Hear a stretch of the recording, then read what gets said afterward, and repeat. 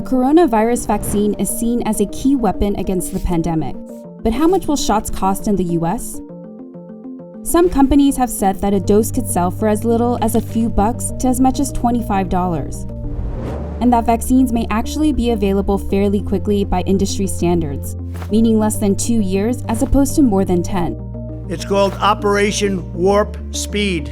That means big and it means fast. Of more than 160 groups racing to put a vaccine on the market, a handful entered the final testing stage within the first 6 months. That's much faster than the usual process, which can take years. And that's in part thanks to US government money. The administration handed out more than $10 billion between March and August. There's an expectation on the public's part that the drug, because it's been funded partially by taxpayer money, that the price will be reasonable. But investors have also poured funds into drug makers, and stocks at some pharma companies have soared. That's putting pressure on big pharma to make vaccines affordable while also keeping investors happy. We wanted to know, what does that mean for the final price tag? Developing a vaccine is a huge gamble. Getting it from the lab to clinic can cost billions of dollars, and not all of the companies that are developing vaccines will end up with a viable product. Of all of the vaccines that start human testing, about 66% of them will fail. Kenneth Caton studies drug pricing at Tufts Center for the Study of Drug Development, which receives grants from the pharmaceutical industry. He says vaccine R&D is something few companies can afford. Not a lot of companies actually invest in this for a variety of reasons. One of them is the poor likelihood of success and the difficulty of generating revenue on whatever R&D activities they have.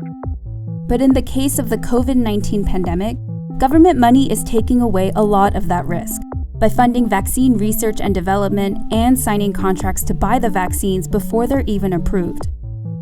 2 government deals with Moderna and Pfizer would secure as many as 200 million doses by January next year. And that would mean both vaccines would be free of charge to people in the US, at least initially. To speed things up, pharma companies received additional funds for manufacturing and are already mass-producing vaccines while still conducting clinical trials. Michael Kinch is a biochemistry professor and a vaccine historian.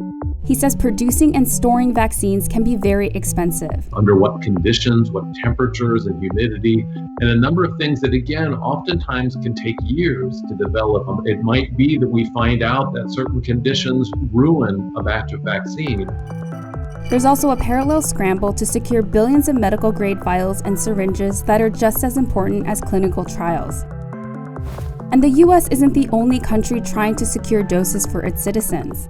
Assuming that there are just 7 billion people, which is probably an underestimate, and that each one perhaps needs 2 doses, you're talking about a monumental logistics challenge of being able to create double-digit billions of different vaccine doses.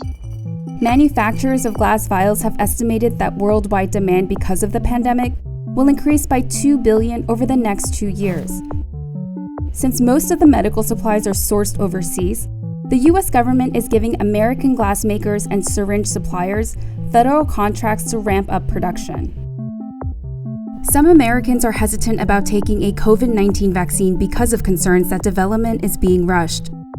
To allay those concerns, several industry rivals are planning a joint pledge to not seek regulatory approval until the shots are proven to be safe and effective. Despite the hurdles, some companies are joining the crowded race because they already have the technical capabilities to do so. For instance, Novavax says it makes business sense to repurpose the technology it uses for a promising flu vaccine to develop one for COVID-19. Plus, financial backing from not just the US government, but also various countries and nonprofits have also given companies more of an incentive to chip in than ever before. In return, companies may get positive coverage worldwide for stepping in during a pandemic, or being one of those to find an effective vaccine.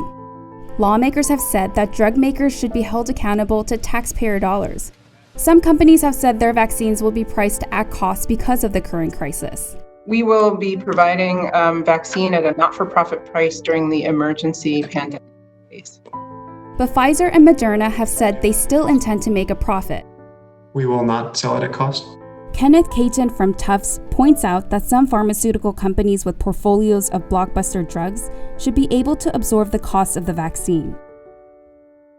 Sales from these products can help take away some of the pressure to profit from a single coronavirus vaccine. Meanwhile, the government is working with commercial insurers as well as Medicare and Medicaid so people won't have to pay out of pocket.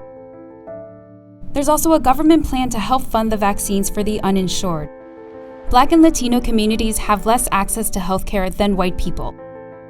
And they've been dying at disproportionately higher rates during the pandemic, while also making up a large part of essential workers at greater risk for exposure to the virus. So a free or affordable vaccine would be one of the best ways to protect the most vulnerable and return to some level of normalcy.